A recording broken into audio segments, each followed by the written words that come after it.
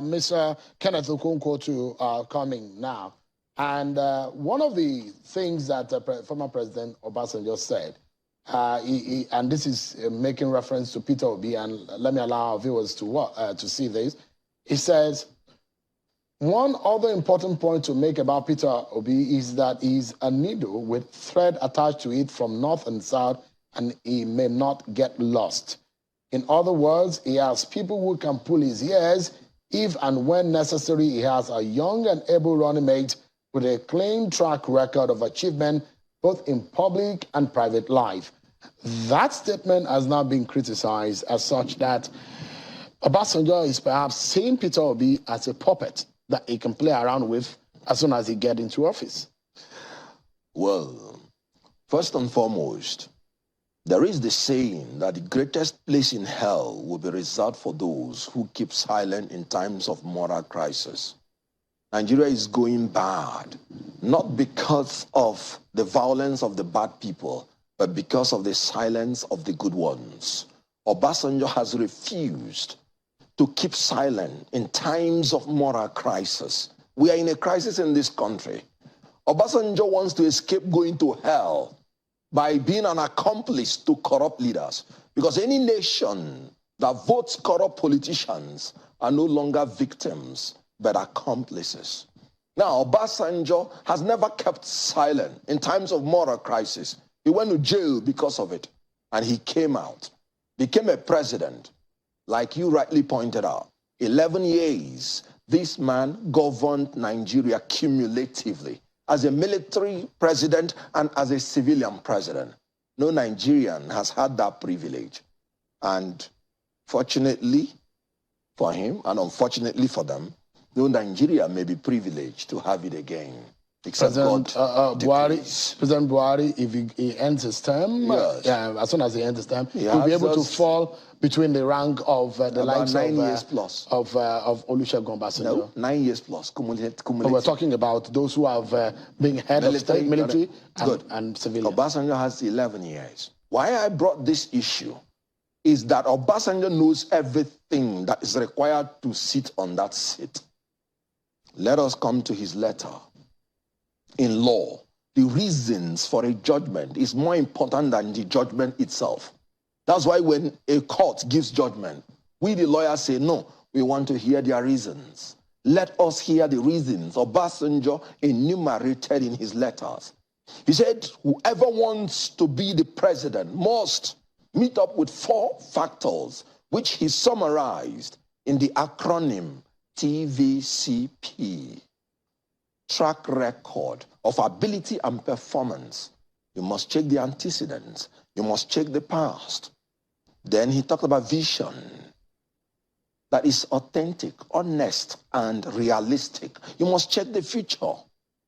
Then you talked about character and attributes of a child of God and obedience to God. That's talking about integrity. Who are you when nobody is looking at you? Then he talked about physical and mental abilities with soundness of mind. I can't put it in a better form. He's talking about the qualities that we need in the next leader. When I heard these gentlemen talk, I was really asking myself, is Obasanjo in the ticket in 2023? Because they were just talking about Obasanjo this, Obasanjo that. And we are talking about recruiting the next president of the Federal Republic of Nigeria. I will tell you what Obasanjo saw in Peter Obi, and then you will do the matchmaking, and the Nigerians will do the judgment. Obasanjo saw in a man who has the capability to secure and unite this country. He did it in Anambra State. He secured Anambra State from being the worst secured state to the best by the confirmation of the IG of police then, Muhammad. He saw in Peter Obi a man that will unite through not leaving anybody behind. No ethnic, no religious, no section will be left behind in Peter Obi's judgment, in Peter Obi's government. Obasanjo looked at Peter Obi and saw a man that will shift emphasis from consumption to production. through running a production-centered economy driven by agrarian revolution and export-oriented industrialization. Obasanjo saw in a man who would build world-class and expansive physical infrastructure, not through borrowing, but through integrated public-private partnership and entrepreneurial public sector governance. He saw in P2B a man who will leapfrog this country into the fourth industrial revolution through scientific and technological innovations to create digital economy.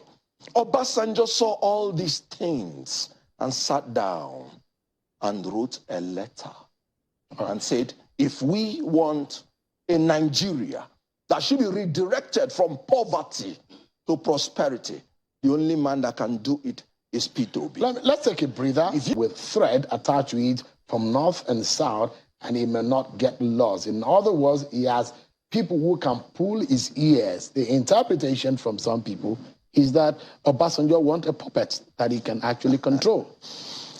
One of the reasons Obasanjo considered by endorsing P2B is because he knows that he is a man that will embark on effective legal and institutional reforms to aggressively fight corruption, entrench rule of law, reduce cost of governance, plug wastages, and ensure the establishment of honest and efficient civil service. Obasanjo knows that no man with such quality like this can be a puppet.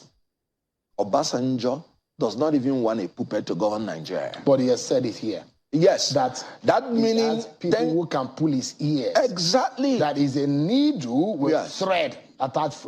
So it means that there are people who can actually caution P2B. No, Do you want a president that someone from somewhere can control by pulling the thread on their needle, or someone that you can pull the ears of a president? Is that the CEO that you want to employ? I was coming to that.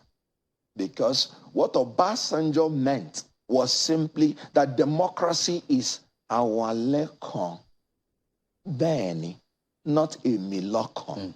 It's a collective thing. Obasanjo knows that no man can know it all. And all the people that claim that know it all have brought indescribable destruction to this country.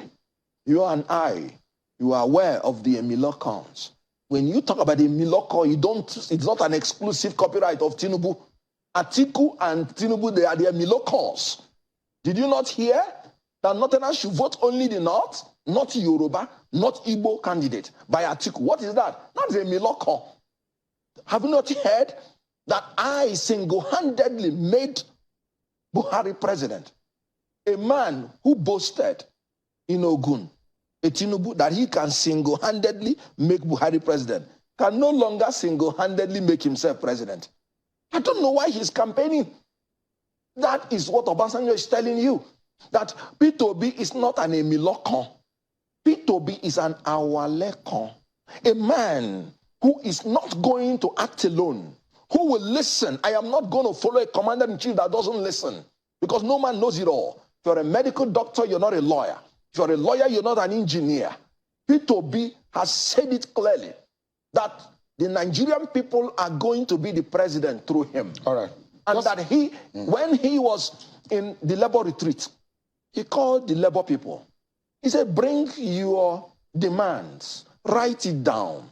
We will sit together.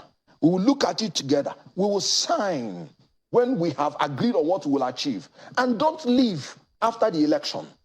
Come and continue monitoring it to see whether I am achieving it. That is what Obasanjo means.